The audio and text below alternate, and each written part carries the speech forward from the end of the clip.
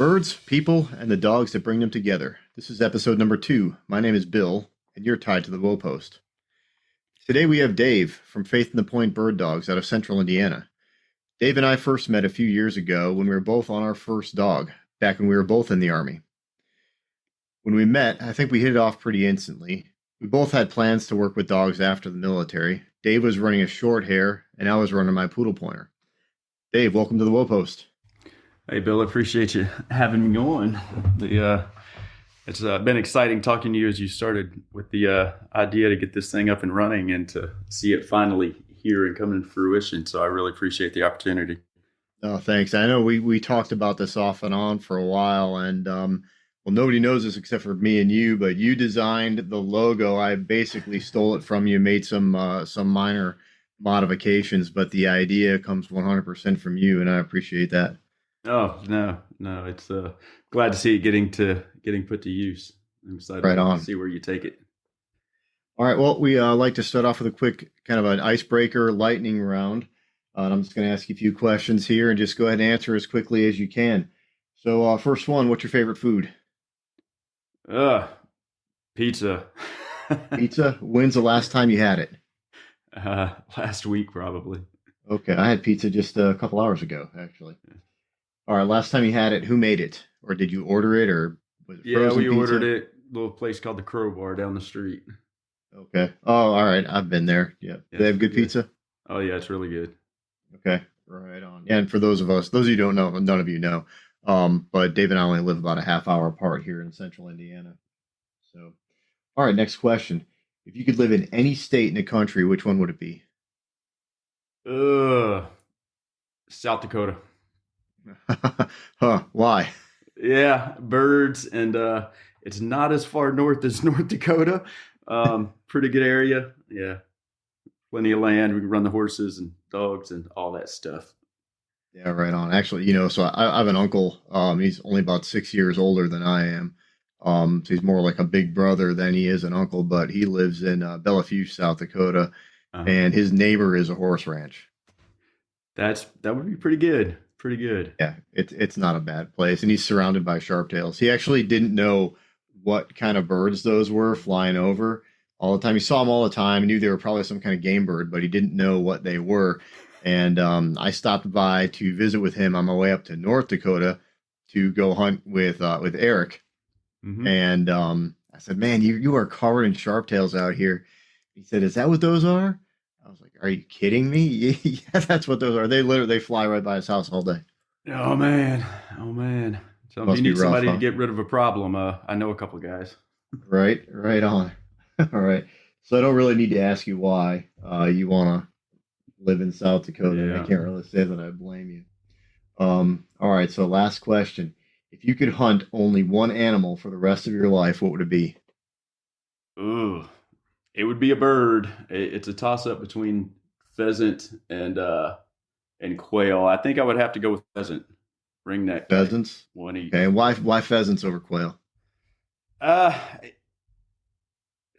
like the challenge they present to the dogs. I like, they're going to run. They're out there. You get out to the west, big open fields, just acres and acres. I jump on the horseback and we're just gone. And there's nothing like the sound of a rooster cackling as it busts up, and your buddy shouting rooster, and it's just a lot of fun. Yeah, I agree. I think that the flush of a big rooster with that huge tail as it curls up when that pheasant jumps up straight, that's pretty wild. I don't know. I mean, I feel like a covey busting up, of 20 quail, a big covey like that. That's pretty exciting too. And I think for me, I think it would probably depend on how old my dog is, or maybe how good my dog is. Right. Yeah. I do think that quail country can be a little bit more forgiving than pheasant country from time to time. Sometimes busting cattails can kind of break you off a little bit. Although, I don't know, you and I had some quail hunts where I think we were pretty tired at the end of it this year. We were busting some pretty thick stuff for a while too. Oh yeah, I think they each come with they've got their own unique set of challenges. It just depends on what kind of pain you want to put yourself through that day. Right, right, yeah. I don't know, but I think it's all fun. I don't know. I feel like that's a tough question, but that might live through the lightning round from here on. Yeah. So, all right, but you survived and passed the lightning round. Congratulations. All right. All right, so tell us a little bit about Faith and the Point Bird Dogs. Well, as you know, we started, I guess we're going on 4 years now ago. Started as an idea as we prep for retirement and transition from the military life, and a way to do something we love to do, and you know, kind of profess our faith and just kind of pay forward the blessings that the Lord has given us, and train dogs and hunt dogs, and breed them a little bit on this. Say it on the side, but we don't do a whole lot of breeding, 1 or 2 litters a year, and it grew a lot faster than we ever imagined it would, and it's been a blessing. It's turned into a full-time thing, and like I said, we have had some amazing opportunities presented to us through it. We've met a lot of great people and built a lot of really solid relationships because of it. So it's all been a blessing.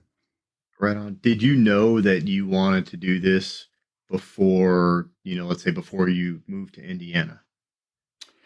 No, coming into, hunting has been a part of my life, dogs, growing up, always, but looking at it from a business standpoint, no. I mean, I spent years of my life gearing up to open a CrossFit box.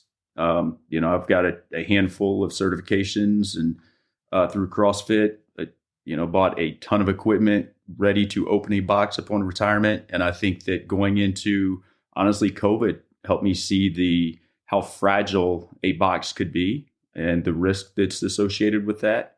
And it kind of shifted focus. We, spent a lot more time in the field with the dogs, and brought in some, our first client dogs, so to speak, and started doing some training. And it was like, hey, this is a lot of fun. We can do this even when we're in isolation, so to speak.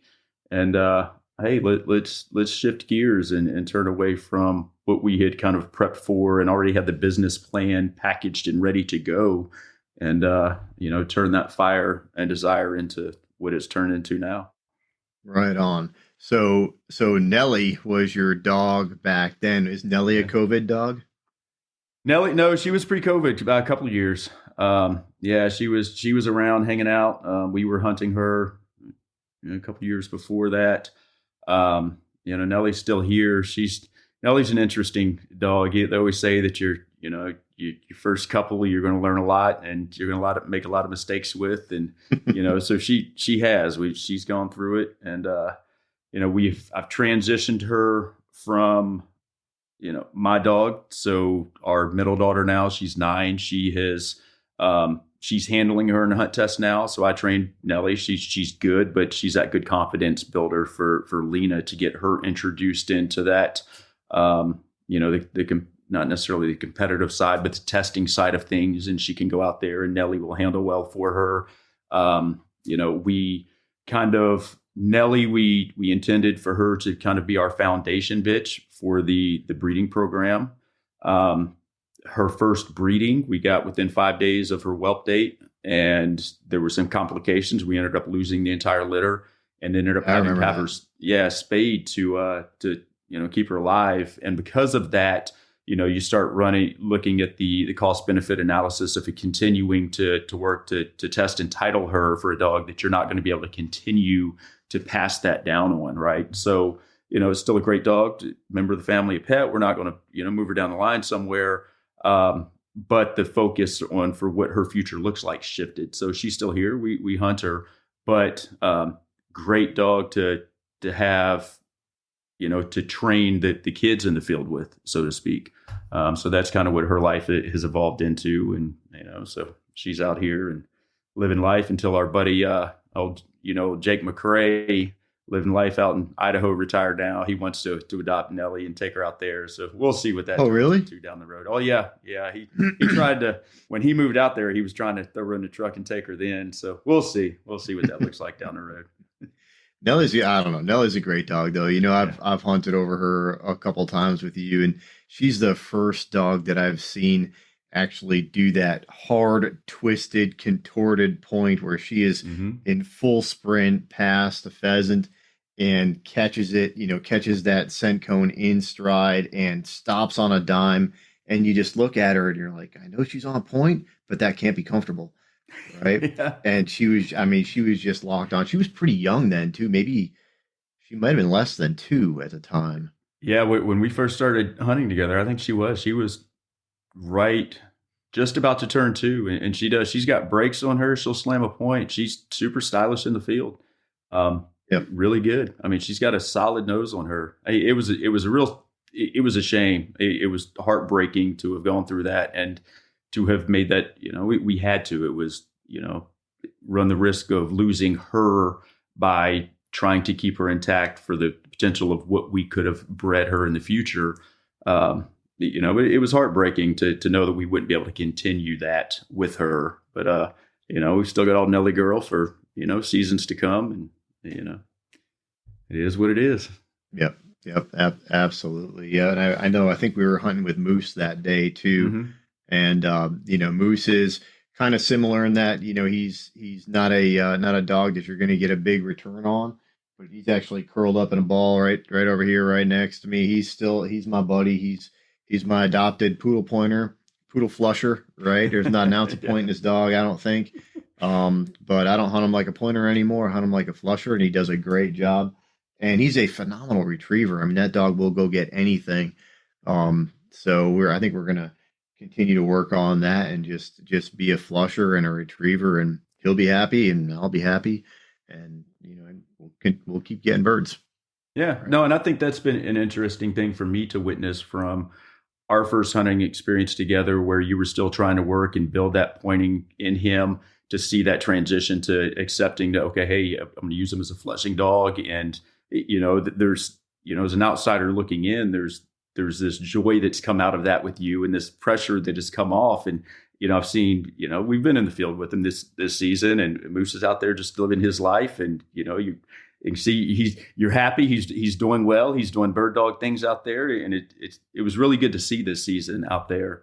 So no, it's good to see. And like I said, it's neat to have seen that transition from several years ago to what that relationship between you and Moose and those expectations now versus what they were then. So that's good. Yeah, I appreciate that. And I think that's one of those things that, as as we all kind of mature as handlers and as trainers, is just realizing really what the ceiling of your dog is, and then having realistic expectations and Yes. how you can handle that dog and what you can expect out of him. Yep. So why short hairs? Versatility. Versatility is a big thing. Versatility and demeanor. We wanted, with all of our dogs, we want, and it's not that you can't have it with other breeds, but we want dogs that are family members. They're in here in the house. No, we're not going to keep 10 dogs in the house with us at all times, but throughout the month, throughout the week, all the dogs are going to rotate in and out of the kennel buildings. They're going to be in here in the house for several days with us until they do something and irritate me, and then we'll rotate them out. They become an inmate, so to speak, and they get put in solitary out in the kennel building, and another one comes in. But we want them to come in the house and have that off switch, so to speak, and settle in, and you just be loving and want that affection and that attention. Take them out in the field and be able to hunt. As we do everything from upland bird hunt to dove hunt to deer hunt. So something that I can cross train to,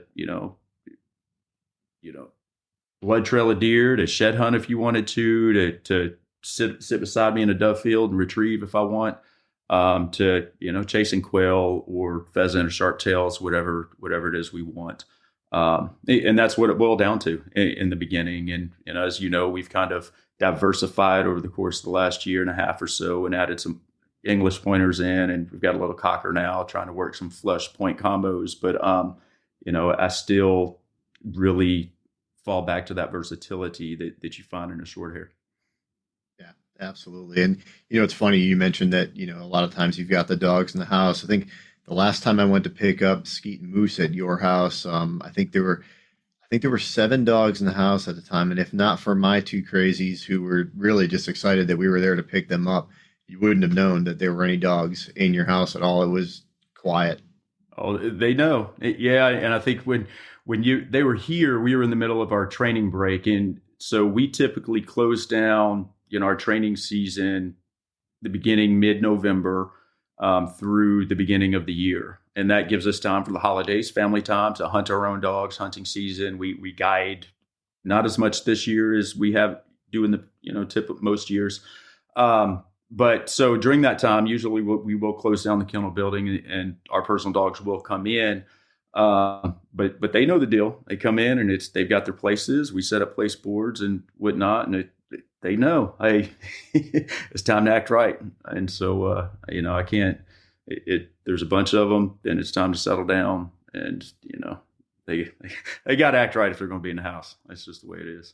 Right, right. Now I've got my dogs doing pretty well on that. Moose is really good on that, but he's 5.5 years old. He's a more mature dog. I've got the 2-year-old Skeet around here somewhere. She's in here somewhere, and she's really good. Except right now she's in season, and I think she is just not figuring stuff out. She's got hormones flying all sorts of different directions, and when I tell her to go to her place, she looks at it and she looks at me and she'll go and sit down right next to it. And I'm just kind of like, girl, we've done this. I have to show her again, like, you're going over here. Let's go. Yeah. And once you get her there, she's content. She'll stay there. Yeah, I feel like we're doing remedial training sometimes on the place discipline in the house.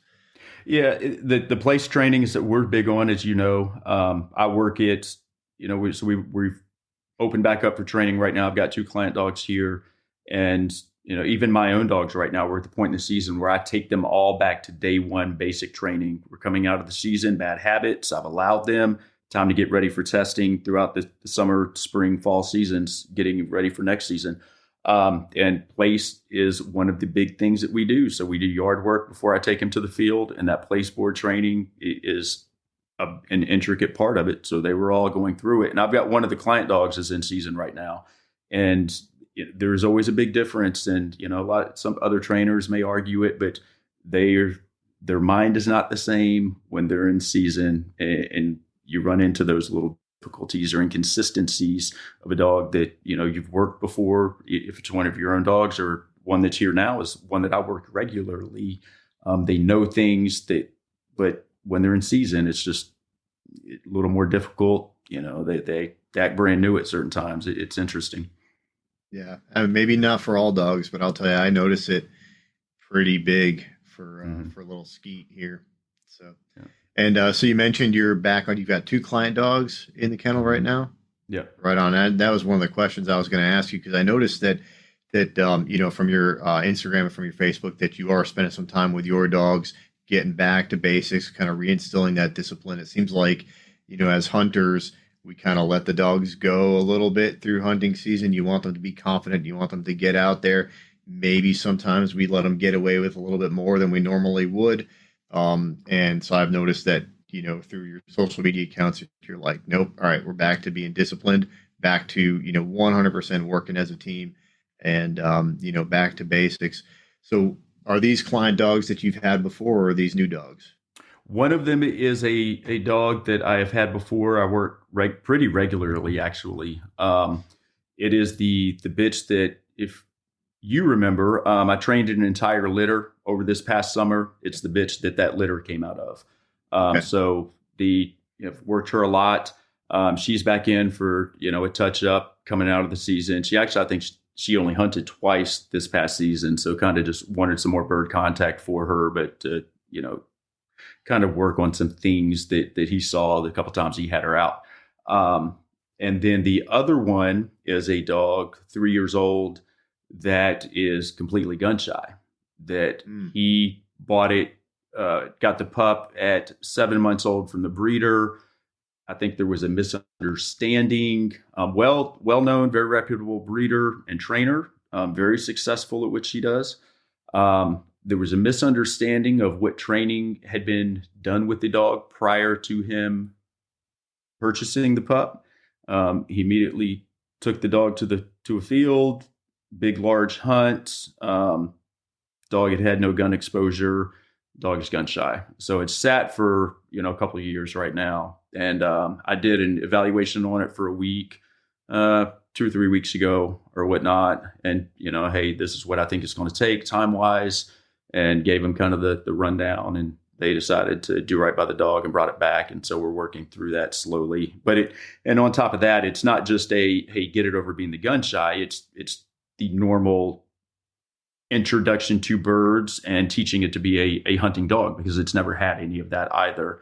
So, it's been fun. I've seen it's been here for the formal part, week, 10 days now, and we're seeing a lot of headway already. I'm getting to the point where I'm firing the blank gun and there's no flinch. So we're making a lot of headway already. Really sharp dog, really great nose on it. So, got a lot of hope for it. And I think it's dog's going to be a good one once we're done with it. That's awesome. And, it's good that there are, good trainers out there that can find those skills deep within the dog. And, everybody, we always say, there's no such thing as intro to guns. It's intro to guns and birds, right? Mm-hmm. The last thing you want is to be, especially over a dog that's perhaps, gun sensitive or gun shy. Last thing you want is firing a gun over that dog when he has nothing else to think about or she has nothing else to think about but the gun. Oh yeah. Right? I mean, this dog was to the point that they had to buy one of the solid metal impact dog crates that you see advertised.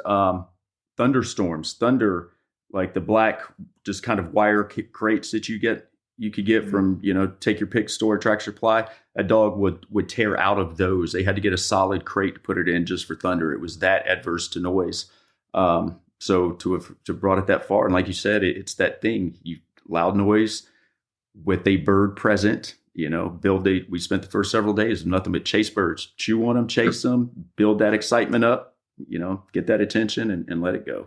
And so it's one of those things that it's so easy to screw up too. And there's been so many just bad recommendations out there about, my granddaddy would just take him to the gun range and just make him sit there until they were still, or, all these things like that, hey, I'm glad it worked for you. I'm glad you got lucky.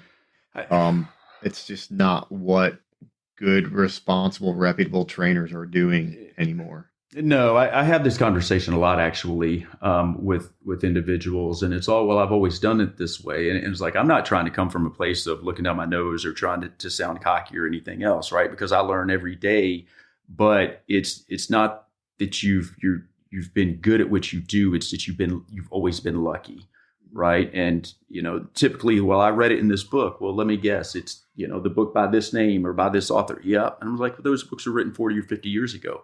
Sure. We've learned a lot about the psychology and training of a dog, a lot of which, and I was listening to this was on a podcast I listened to the other day, they were spot on that from our background, the war and terror, we learned a lot on the psychology of dogs in training as they try to get them ready for Iraq and Afghanistan, and trying to get those dogs, on the military side, prepped and ready. Like, we learned a lot, right? And that psychology side of just canine training is very applicable to what we do on the bird dog side of things. So, things have changed. It's not just, hey, give them a bowl of food and start banging away in a 12 gauge anymore. It's, let's be smart about this, right? Times have changed.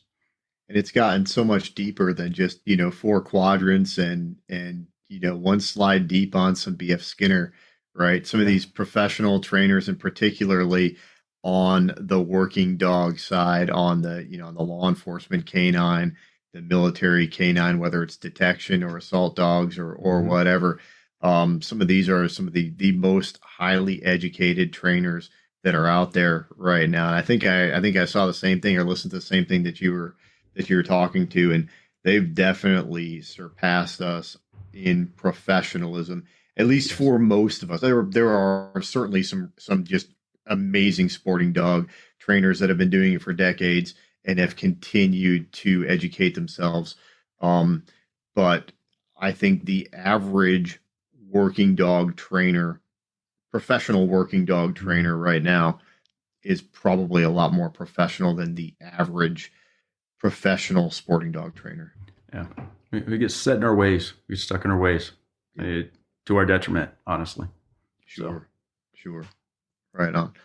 Um, so your kennel's still pretty young. I mean, you're just over 4 years old. You've had a lot of growth, and you kind of touched down that early on. I think that's a testament to the quality of the dog that you guys are producing, that you guys are willing to take risks. You're willing to find dogs from other places. You connect with a lot of people, ask a lot of questions, right? And I think you've established some mentorship relations with other people.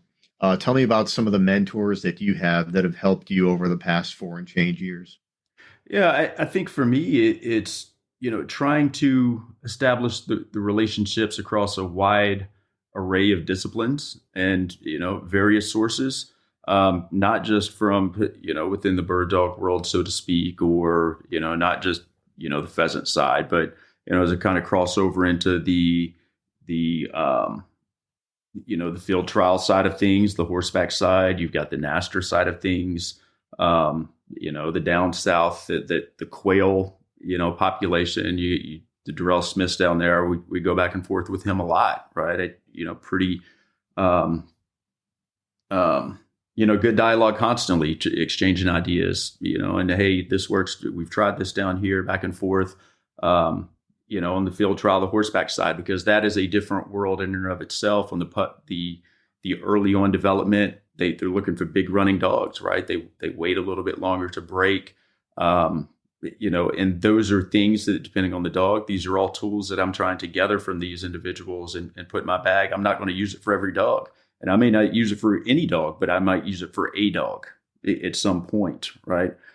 So just trying to learn as much as I can from everybody, and just get that snap-on size tool chest. It's as big as it can be, just packed full of knowledge and information. And you never know when you're going to need that off-size tool, and that one person is the only person who's ever used it, and you happen to have heard it randomly discussed in a conversation, and hey, let's pull that out and try it.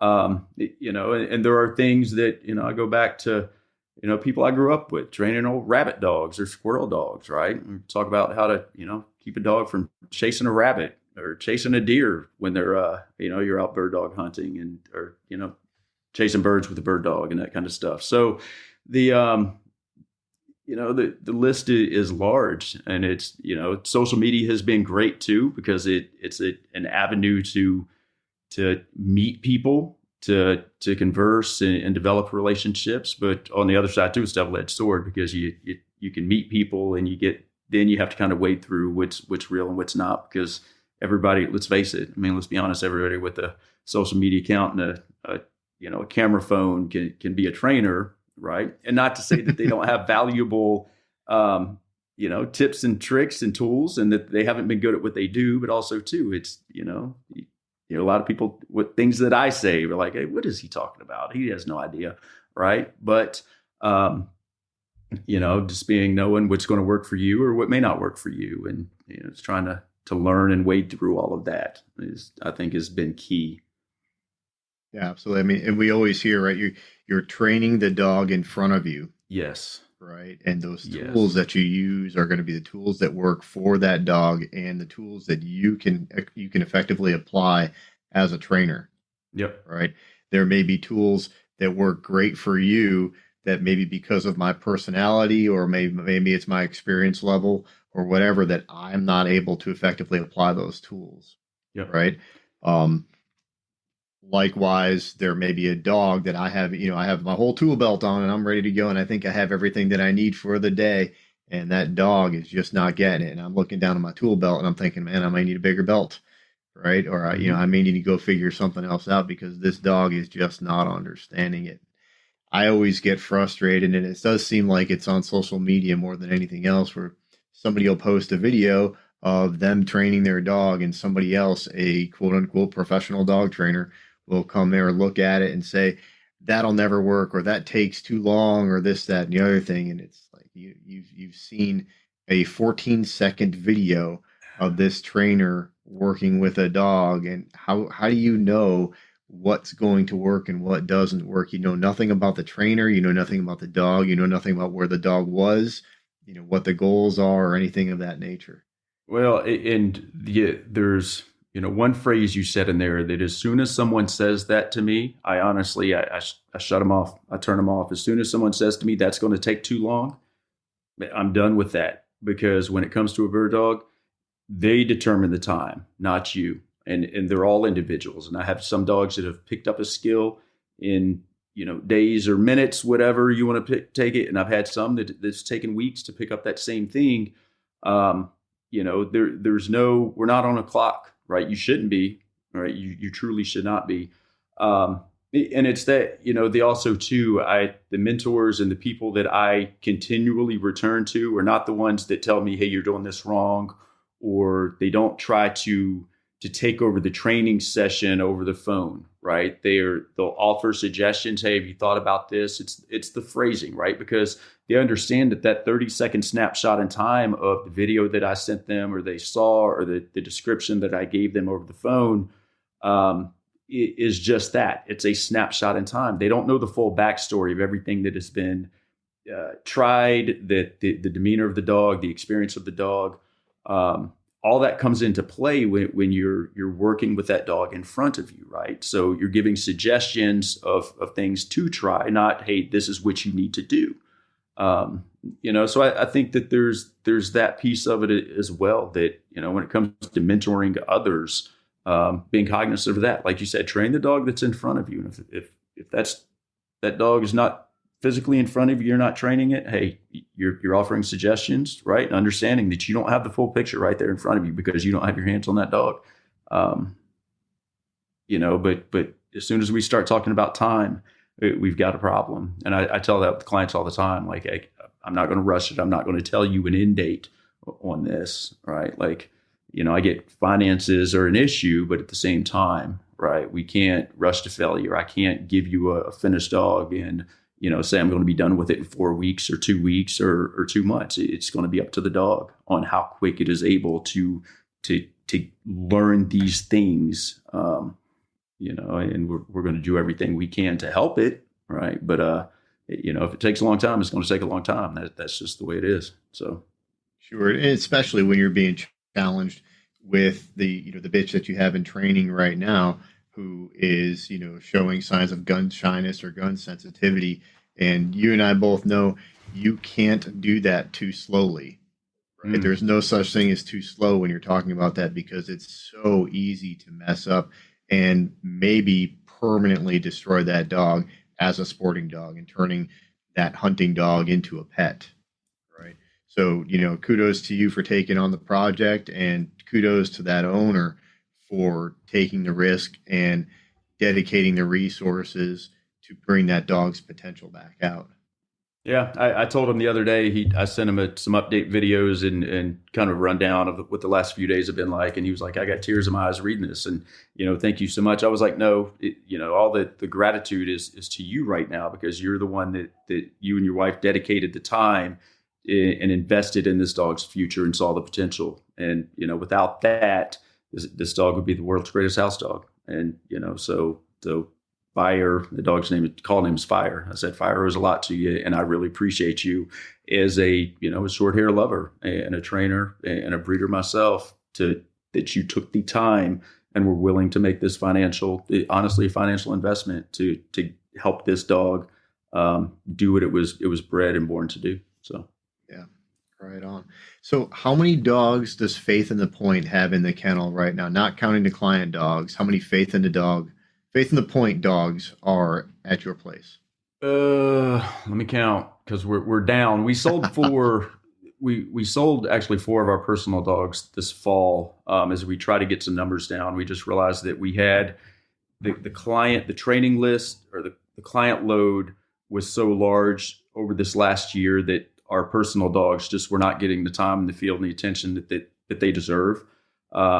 So we kind of made some really hard decisions, and honestly, there were some tears shed, and found some really good homes for 4 of them. So we're down to 4. We're down to 7 now. 7, and then 7. We've got a litter on the way right now that's due on the 3rd or 4th of March, and from that litter, we're going to keep 3 or 4 of the pups, at least through August or so, to give a good evaluation, and then kind of push them and kind of see what they're going to do as far as potential for horseback field trial stuff. So, okay, and those are out of Lexi, right? Yes, yeah. I think Lexi can run big if she wants to. Oh, she's built like a big running dog for sure, isn't she? Oh yeah, Lexi is by far the biggest running dog we have. And if it were not for me holding her in, she would run really big. When I had her out on the prairie back in September with some of these field trial dogs and the NJSBA side, she would not run as big as they do. But I honestly, a lot of that is on me because I've held her back for so long. But sure, she would push out. She has no problem getting out there and taking off. That's the reason we were so excited to be able to make that pairing with the dog that we did, and looking forward to see what they're able to produce. I know you and I both like dogs that I think most people would argue they hunt fairly close. And I think, you and I both like just to be able to be there connected with the dog and enjoy watching the dog kind of quarter back and forth and do its thing. And to me, I love having a dog hunt for me out far. I think that concept is great, but I really want to be able to see the dog at the same time, because that's half of the enjoyment for me, is actually watching the dog do the work. And I know that there are plenty of folks, especially as they get maybe a little older than you and I are, they just want the dog to go out and do the dog's thing and let the dog slam on point and then walk to the dog. I think that's probably more of an issue of just not wanting to walk, maybe wanting to walk 10 miles instead of 15 miles for the day, or something of that nature. But I kind of hope I never get to that point, because I really love watching the dog. And even if she's only 100 yards, 150 yards away, I love seeing it. Yeah, 100%. It's interesting. That's one of the biggest things. I spend a lot of time on intake for client dogs, trying to figure out what they're looking for and what their hunting styles are, and where they're going to be hunting, and what do you want a bigger running dog? Do you want one that's going to be in close? And because I can train some of that and help some of it. But I'm like you. I like to be able to watch. I'm there. I honestly care less if I kill a bird, right? I'm there. I want to see the dogs. I want to see that work.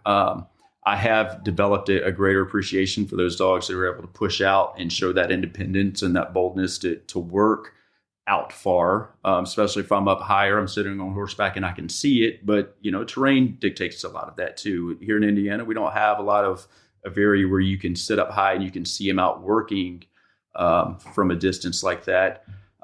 So I think that's probably one of the reasons that we're looking to kind of branch out and still do both. And even then, for the last several years, we've always tried to pair, dogs that will closer working dogs, and then pair that with the dog that works a little further out. So I'm covering both. I feel you get better coverage of the field that way, but also too, I kind of get the best of both worlds and seeing what that looks like. So, yeah. And I know right now there's probably a chucker hunter out there that's saying, you guys have no idea what you're talking about. Yeah. That dog needs to be out there, gone and on point. And that way I can just hike up to it. Otherwise, those guys, they'll be up and down the ridge line, all day and chasing birds that they're never going to find. So I guess we have the luxury of being in a pretty flat area here in the Midwest and not having to deal with a lot of that major terrain anyway. I think we get some micro terrain that can kind of break you off from time to time, though. Yeah, and you're right, 100%. The terrain dictates, and if you depending on where you go, those dogs. I really believe that if you get a good dog that's intelligent, they're going to figure it out. Terrain, and the biggest thing that I tell clients all the time is you've got to be able to trust the dog. And they ask, how far do you like to work your dogs? I was like, it depends. I was, if I can trust the dog that they're going to find a bird and hold that point till I get there, I can work out as far as they want. Right. But if they're going to go out there and act crazy and they're going to bust a bird and chase it, then no, they need to stay in closer. But developing that relationship where you can trust the dog to work a cover line or go work the top of that ridge or, whatever it may be, even if it's further than which you may feel comfortable with initially, give the dog the opportunity to prove to you that it can go up there, it can work that cover, it can find that bird, it can hold that point for you and give you the opportunity to get up there and, make that flush and get that shot off. Absolutely. Do you have plans for any of your dogs this year? You got any tests or any big trials you plan on running?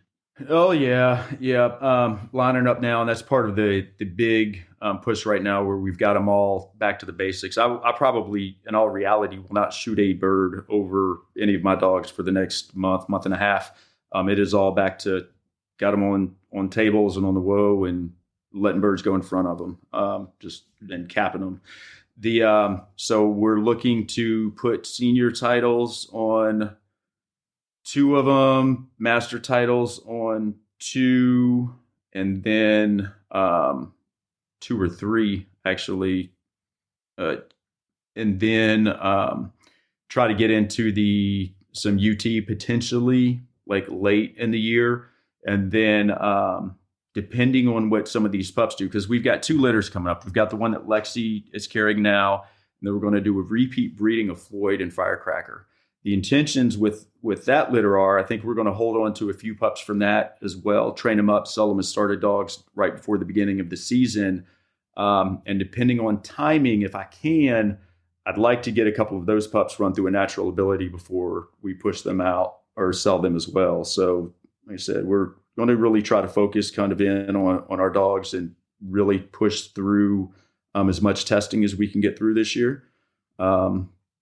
And then my buddy Kent and Brian out of Bellevue Kennel sent me a list of horseback open trials in the Illinois, Kentucky area. They are running through the next several months. We might try to get in and kind of waste some money and get out there and run, just get some experience and, see how we do with that. Biggest problem is just where, as we just talked about, my dogs just do not run as big just because we haven't worked with them to run as big as they're going to need to. Every other aspect they'll do fine, but I just don't think that they're going to be competitive as they would need to be because of the range. But it'll be a great experience, so we're going to, I think, try to work some of that in, and I think that's what it's looking like over the next 6, 7, 9 months, however long it is. Our chapter here, White Creek, is running a test in August. Yeah, I think it's 17, 18. I had saw the post about it. And I was going to reach out to Karen and try to talk about some stuff, try to figure out, what that looks like. The problem is I need I need to get some pups registered that aren't born yet kind of deal. Right. So right. It's, right. You can't do it, but it's, at least for the other dogs, try to get that figured out and, get some registrations in. So it'd be interesting to see, what the Faith and the Point dogs do at, 5 months old in an NA test. That's young. Well, for any test. Yeah. So Rocky, out of our 2021 litter, we tested him at 5 months, and he did prize 110. His tracking, argue everybody's always got a reason. It was his tracking, argue that the course was not the best. Nobody scored well out of all the dogs that ran. And then we tested Lily. Well, no, Lily was a good bit older, and she ran a 112. But yeah, they've all done well. I mean, be interesting. They've all the ones we've tested have done really well at very young ages, but it's the benefit of having them here from birth, and we start working them as soon as we can. So it's just second nature to them. So I remember that test. I remember those grounds. I know you and I tested on different days, and I was really concerned about the tracking portion of that test as well, just based off of where and how it was set up, and then honestly, what the chapter and the judges can't control are just 30 plus mile an hour winds. And I think on the day that I tested, when Skeet tested, it was about 10 degrees, 10 degrees, super dry, super windy.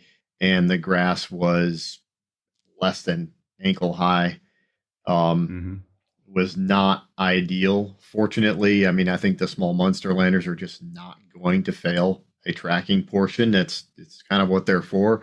So Skeet did well, but I know a lot of other dogs, at least on the day that I tested, just I mean, there were a bunch of no prize dogs because of, I believe, because of the conditions. Yeah, that was a test we ran Lily, Rocky's litter mate in, and she did prize 112 in, but she was also a good bit older. When we tested Rocky, was up with Central Indiana out at Buck Creek. But you're right, that was a down there when we ran that test you're talking about. That was a rough course. We It ran was. another, yeah, we ran another dog of ours down there at that one, and he did a 110 on the tracking too. He was on the other side, and the bird flew across a dirt road and kind of hopped across a dirt road, and he lost it for a bit and ended up picking it back up. But because of that, they dropped him, and it was like, you're right, that was a rough weekend. It's, I think, tough conditions for the puppy test, Yeah, right?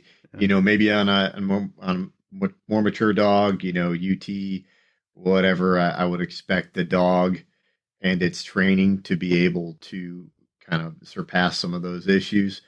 Some of the puppies were on the struggle bus. I'll tell you. What yeah. was even more interesting was watching the puppies, most of them not want to get anywhere near the water. It Yeah. was just so darn cold. And again, I'm just lucky in that, I mean, Skeet, she's a great dog. Hmm. She'd rather swim than walk. Um, as soon as she saw the water, she wanted in, and she jumped in like a dock diving dog, and everyone was not happy. They thought I was trying to show them up or whatever. And I said, hey, it's the dog, it's not me. Yeah. She's a good girl. Um, but I know you had some great scores on the previous day, so obviously your dogs did well in the water entry as well. Yeah, they went. Lily was both of them. They swam fine. Lily was cute. I mean, she's a smaller structure dog anyway, but she jumped in just fine. But it was with every stroke she was whimpering. It was all the way to the bumper, all the way back, just whimper, whimper, whimper, whimper, whimper. She'd get out and she'd take off. She'd be fine. She'd go for the second one. Same thing. It was like, okay, dog, we get it. It's cold, but so no, they did fine. Yeah.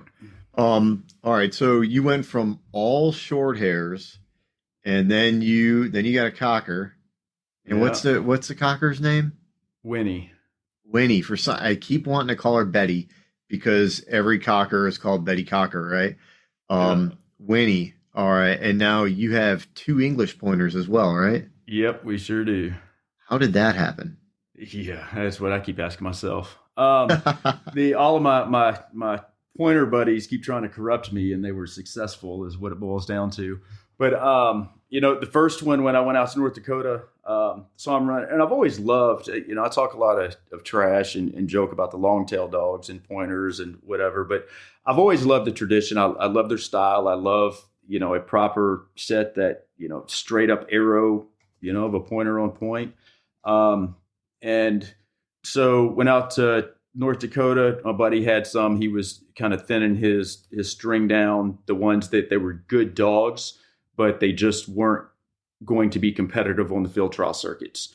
So it had a little female that he was looking to find a home for, and I was like, you know what, we're going to take his dog home. So turned her into a gun dog, and so brought her home and started working with her, and she's something else. And so ran her, hunted her all this year, and she has gotten mean on some birds. And it's to the point I've started, since come out of the season, this last couple of weeks, I'm starting to get to break her now. And so really excited about her. And then my buddy Darrell Smith from the Sporting Life Notebook, he had a little male, and he was like, we were always going back and forth. He wants to add a short hair to his guide string, and he wants it to come from us. And he was like, hey, I got this little male pointer. Do you want him? I don't have time right now to work him. And I was like, And I made the mistake, just like happened with the cocker with Winnie, and showed a picture to my wife. And so, yeah, you know how the rest of the story goes. I got a little male pointer in the house. So, brought him back and started working with him. And he's 7 months old, but he's still 100% all puppy. So, it's been interesting. We brought him back and, put him on his first quail, and he just wants to play. But had him in the field and I've got it on video when it first hit him that, oh, I'm supposed to like these things. And quail, I'd pulled some flight feathers on one, and it was, running out in front of him, and he ran past and he hit the scent, and he turned, like slammed the brakes. He turned, nose to the ground, and tracked it for quite some time. And then the bird kind of flew, and he chased it, and then it's been on after that. So it's going to be a lot of fun, working with him to get him to where he needs to be. He's flash pointing right now. The rest of it will come, but he's a retrieving little son of a gun, which I'm real excited about because, as a young pointer, you don't necessarily always get that out of him, but could go either way, right? Yeah, he's a retrieving son of a gun. So excited about that piece of it. So, we'll see what the next year or so brings with him. Penny is, like I said, she'll be ready to go by the time this next season comes around. We're looking at, I'm going to try to run her in some hunt tests this spring and summer, try to put some titles on her and see what we can do with her. Penny was a fun dog. I know I got to hunt. Well, I don't know if Penny knew she was hunting just yet. I think, obviously here in Indiana, we are not in upland hunting mecca. We're not in bird mecca. We get out and, we do the best we can on some private properties, some public properties. You and I got a chance to hunt a little bit. Mm-hmm. And I think you had Penny out on every hunt, at least for a few hours. Mm-hmm. And she's out there just having a great time. I think I said she looks like a little Muppet running around out there. Oh, yeah. And one of the things that just stuck with me because it was spot on when you said, oh, Penny's just out there doing Penny things. She's just on Penny things. And I'm telling you, I took her up. I didn't get a chance to take you up with me, but when I went up to northern Indiana, we got on those wild pheasants. It was up there is when I think it really clicked to her that, hey, this is hunting and this is what I'm supposed to be doing. I got some really solid points out of her on wild pheasant. And, she no steadiness. She's going to point him for a little bit, but as soon as she feels the pressure of me walking up, it's on. And so it clicked. We bring her back here and let her out in this field, and she's going to find every bird that I've let go that, because I'm not killing anything right now. So I've got tons of birds in the field. She's going to point them. I mean, super, super solid, super steady. And I told Beth the other day, somebody's about to call animal control on me because she pointed one just a few feet away from the side by side. And I went to pick her up real quick. And I mean, she's fighting and trying to bite me to get me to let her go just so she could go back to the field and get those birds. And I had to pull her over and put her on the stake so I could, finish getting set to run her again. But she is just bird crazy now. And she's out there and she's on a mission. There's no more of that hopping and playing and doing the stuff that she was doing. She is in full on hunt mode when she hits that field now. So that's fun to just watch a puppy. Yeah, well, that's awesome. And, I think everybody knew that, once she figured it out that she's going to be a great dog. And she was just a baby at the time anyway. Yeah. She's just a little tiny Penny out there doing Penny things, right? Yeah. And I think that's if I could recommend to anybody, you get those young dogs out there, get them gun broke, right? So you're not going to ruin them, but just take them out and let them bump birds. Let them run. Pair them up with older, more experienced dogs and just hunt with them, right? Let the hunt be about those dogs. You're going to bump birds. We saw it, right? All of our dogs, they bumped some birds, right? We're absolutely. Yeah. Rare opportunity to chase wild quail in Indiana. And coveys got flushed. They got bumped. Don't even talk to me about that. Let them do it. Let them do it, and they're going to learn. And that's where you lay that foundation to build from. And I think that's the best thing that you can do for these young dogs.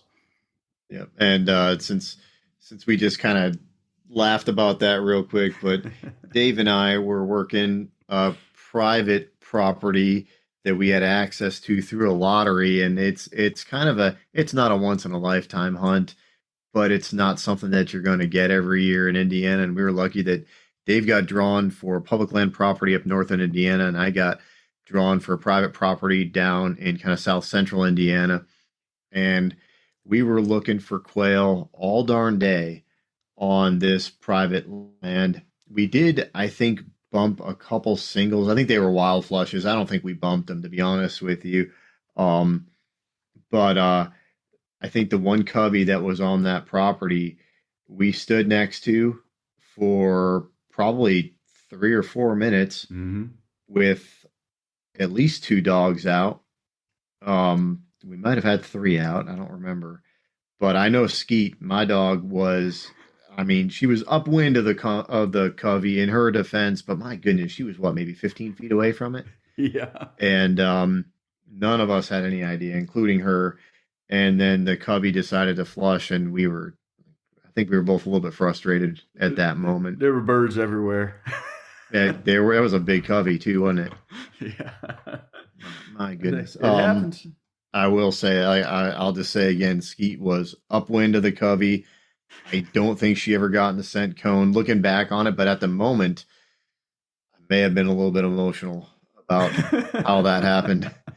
I wasn't real happy about that. And we never did find those birds, did we? After they flushed, No, they were gone. it was quite the day. We did a lot of walking that day too. Yeah, we put some miles on. Oh man. All right. So you did say so you're breeding also. So you're training full time and kind of breeding when you get a chance. Yeah, the plan is that cap out one, maybe two litters a year. This year, fortunately, kind of unfortunately though, we'll end up with two litters on the ground at about the same time. Just the way it works, we'll always put a cycle between litters on the dogs, and just the way it turned out with Lexi and then Firecracker, she should be going into heat here within the next few weeks. So we'll get both of the breedings out early this year, which will be fine though, because Firecracker, the last two litters have come in December and January. So she's missed good portions of the season because of that. So, we'll get the pups in, get them out, and then get her back in shape so she can hit a season hard for a change this coming up here, which we're excited about because she's a machine in the field. And so that'll be good. It'll be some anybody who's dealt with a litter of pups, especially when you're dealing with two of them on the ground at the same time, be a rough time around the Stover house. Yeah, you're gonna have 20 puppies. Yeah, I mean, I did the ultrasound on Lexi, to confirm the pregnancy. I could for sure count 8. Pretty sure there was 10 in there. The last litter we had with Firecracker, we had 12.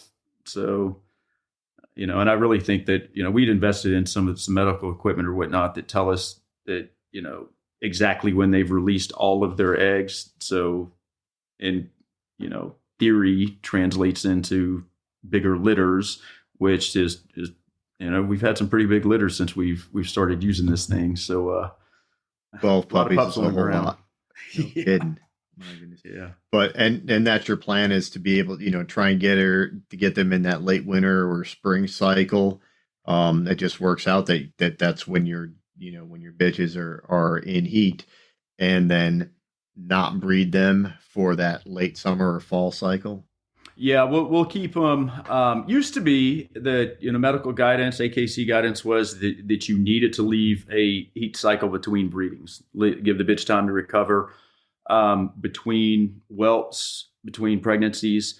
They've come back now, and some of the medical evidence suggests that depending on the bitch and how she recovers after whelping, that the bitch may be better off to do a back-to-back breedings. And the argument that they state in favor of that is that the body is already prepared, the hormones are there, so it's not as big up and down swing of hormones and all of that. It's already prepped. So as long as the female has gotten back into shape and is in a good physical condition, then you're probably better off. But we still kind of stick to the old school mentality, leave that heat cycle between, give mama some time to recover, get her back into the field, get her exercising again. And then, do the second breeding if you're going to do that. That's kind of the way, what we believe and kind of how we practice it. Yeah, right on. I know, my mentor, who actually is going to be on a podcast here in the next couple weeks, or a couple weeks after this one, I think. What she told me, what her philosophy it is for breeding females is breed them early and breed them often. Um, Hmm. so she said that that dog should be bred almost every heat cycle. Um, as soon as she's mature enough and healthy enough, and then you really want to stop them around 7-ish years old. Yep. And so I think that is our plan with Skeet. I mean, obviously we do have to have a good return on investment Hmm. with her, as long as, well, I mean, she's still a restricted pedigree anyway, restricted registration. And we have a few more things that we need to do here in the near future to get that restriction lifted. And what it's looking like is that she'll probably go into heat sometime late July, early August, which means those puppies are coming out right in the beginning of the best part of hunting season. Yep. So, I know you and I have joked around about this a little bit. I think my hunting season may be a little bit abbreviated um, Hmm. in the beginning, and we're just going to have to do the best we can. I know a guy who will rent you a dog for a season. Well, I think part of it also is whether or not I can leave a litter of puppies back here Yeah. with Sarah and the kids for a few days, especially as those puppies get to be 6, 7, 8 weeks old. I'm not Yeah. sure how much patience they'll have for it, and this is at least that part of it is it's more my thing than anybody else's thing. Yeah, we've had the discussion. It's 6 weeks on. They're cute, but you're ready for them to turn 8 weeks so they can find their forever home and get all that love because they're dogs. They're a lot. Right, So I get right. that. So yeah, so you've done some Nastra, you've done some walking trials, and I know you just took one of the horses out of state. You went down to Alabama, right? Yeah, we did. We did. I got a late night Sunday call. Hey, can you be in Nashville, Tennessee with a horse so we can be in Union Springs, Alabama by 4 o'clock on Monday and go down and ride at the National Open Shooting Dog Championships and then do some quail hunting on one of the plantations down there. And it's like one of those once in a lifetime opportunities I couldn't pass up. So yeah. So I loaded up, stayed up about all night getting things ready, and loaded a horse and trailer and made it happen.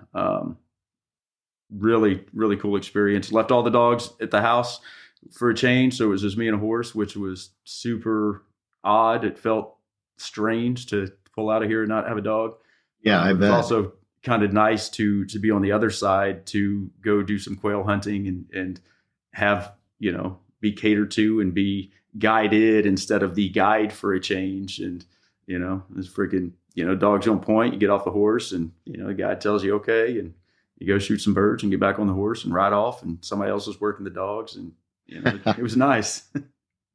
That's pretty cool. Yeah. Um, how much more challenging is it to travel with a horse than with a dog?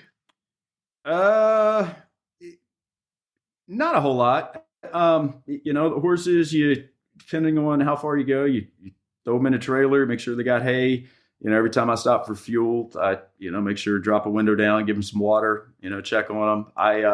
I've got a camera system in the trailer, so I can it Bluetooth into a nice screen in the truck, so I can keep watch on them the whole time traveling. Okay. There are guidelines. If you're going to go so far, you should pull them out and walk them, but it's difficult depending on where you're going. If we're going over a certain distance, I'll wrap their legs and whatnot. But it's really not that difficult. It's really not that hard. Okay. Dogs, you'd argue kind of a little more because then you got to pull them out and let them pee and this and that. Horses are just going to do what they're going to do in the trailer, and you just shovel all that stuff out later. So Sure. on the Sure. easier side of it.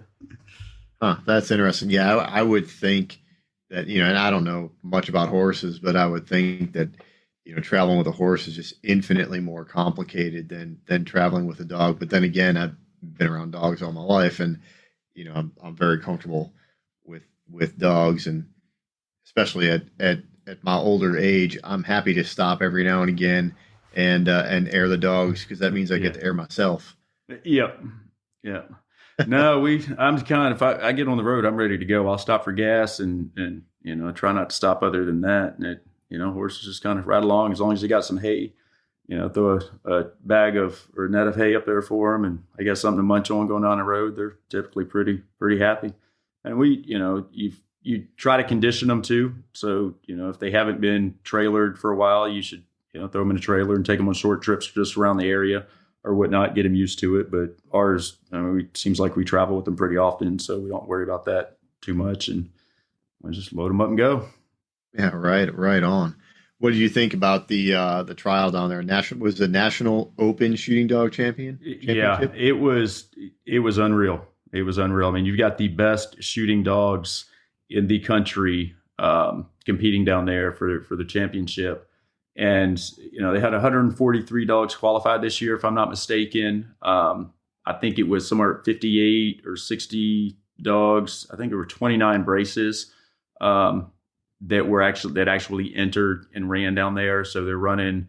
So a brace consists of two dogs. So they're running two before, two braces before lunch, two after. And there were some weather delays this year, but they started on Monday. They finished up the next Tuesday or Wednesday, I think it was, and go through. And it's, each brace is 90 minutes long. So, I mean, they've got these dogs and when they're pushing, what they're looking for is these dogs are running. I'm talking about, they're out and just steady running, looking for these birds for 90 minutes straight. Find a bird, they got to be, lock up on point, handler rides up, jumps off, flush bird, fires a blank gun. Dog has to be completely steady through all that. They release them, and then it's on to the next one. It was the Sedgefields plantation that they hold this championship on is 12,000 acres, piney woods. I mean, it is some of the most beautiful grounds you'd see anywhere.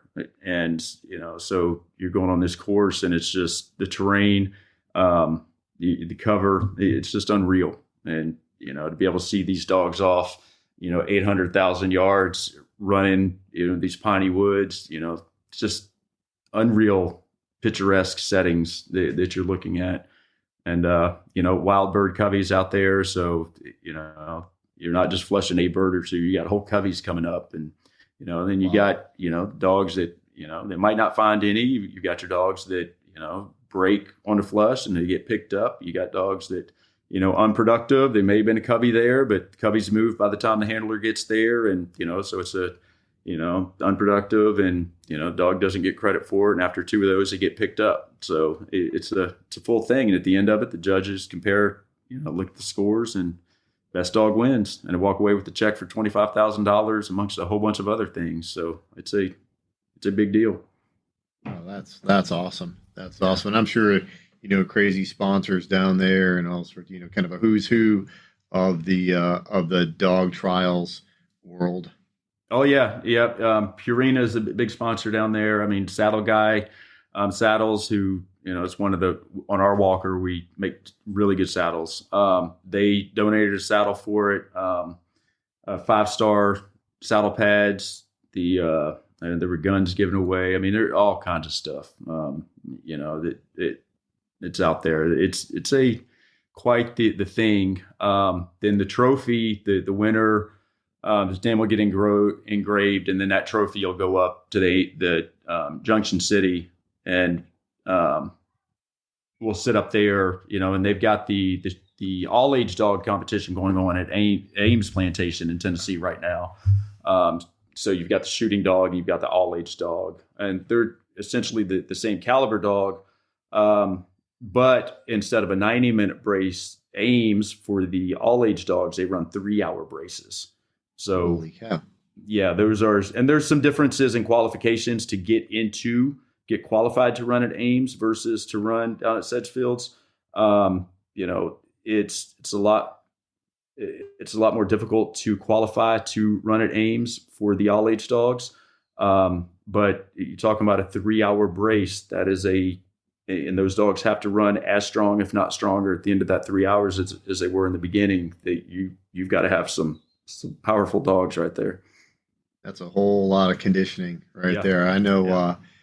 If I'm hunting my dogs for 3 hours, I'm starting to look at the Garmin and see what the mileage looks like on them, and kind of thinking about maybe making a decision, depending on how the dog's looking or how the dog's going. So Yeah. a 3 hour brace, and you've got to be hunting strong. That's a whole nother caliber of dog right there. Yeah, and the thing is too, I mean, these dogs when they're hunting and what they're looking for is not like a skeet or a Nelly running, nose down and kind of hunting around. These dogs are hunting nose in the air like Skeet or Nelly or Rocky do on a breakaway. When we tell them, okay, hunt them up, and they take off, Right. that's the speed that these dogs are hunting at the entire hour and a half or 3 hours, depending. And it's just they're running that speed the entire time.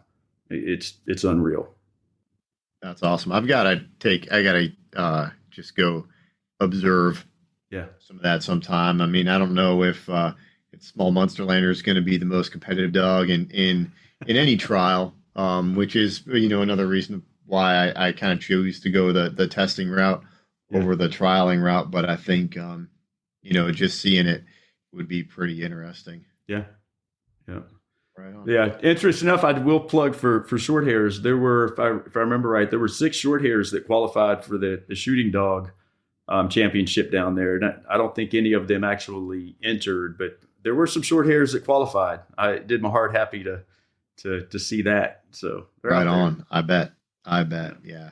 And I mean, I think we've all seen short hairs run big like that, and and do great things. It's not going to be all long tail pointers all the time. Yeah. So, well, Dave, I've kept you on here for a long time. It's this went a little longer than I kind of reserved from you, and I appreciate that.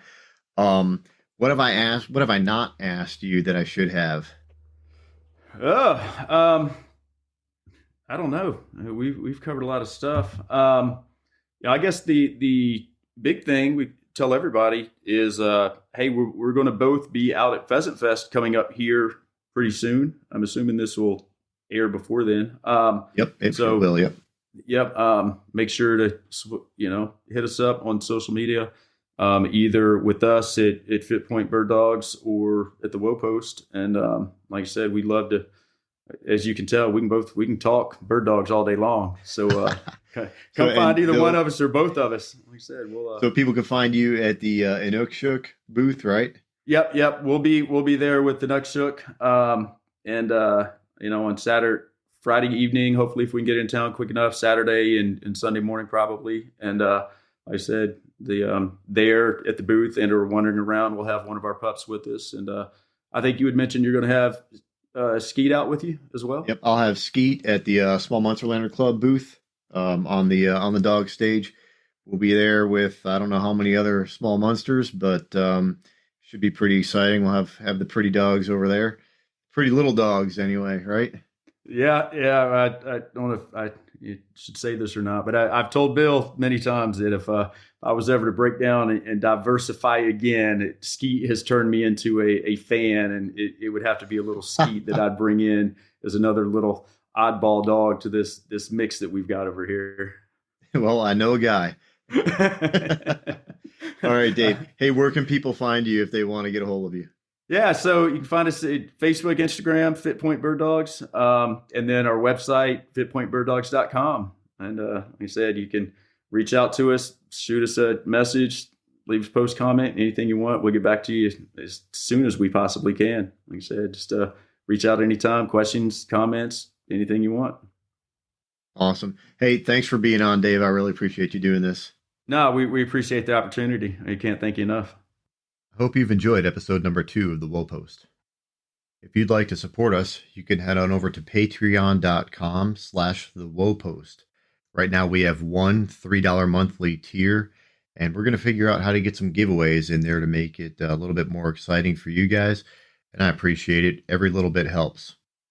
You can contact me on Facebook or Instagram at the Woe Post, or an email, bill@thewoepost.com. Stay steady and God bless.